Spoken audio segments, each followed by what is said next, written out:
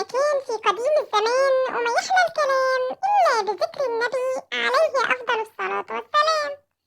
كان في ديك نشيط اسمه كوكو بيعيش مع قرايبه من الطيور في مزرعة العم أحمد. بيستيقظ كوكو كل يوم الفجر ويبدأ بصوته الجميل عشان يصحي أهل المزرعة. بالنهار بيدور كوكو على الحبوب عشان ياكلها زي الطيور التانية.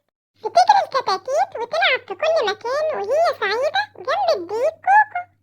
ولما كوكو بيشوف أي كتكوت في خطر بيقعد يصيح بأعلى صوته عشان يحذره من الخطر. وفي المساء بيدخل كوكو مع باقي الطيور داخل الحظيرة عشان يناموا في أمان.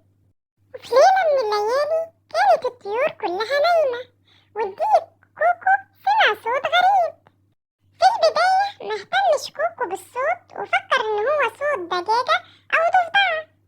ولما قرب الصوت أكتر بس كوكو خارج الحظيرة فلقى ذئب عمال يتحرك ويلف حوالين المزرعة. كان الوقت بيعدي بسرعة والذئب وصل لباب الحظيرة. صاح كوكو بأعلى صوته عشان يصحي الكل قبل الذئب ما يدخل للحظيرة.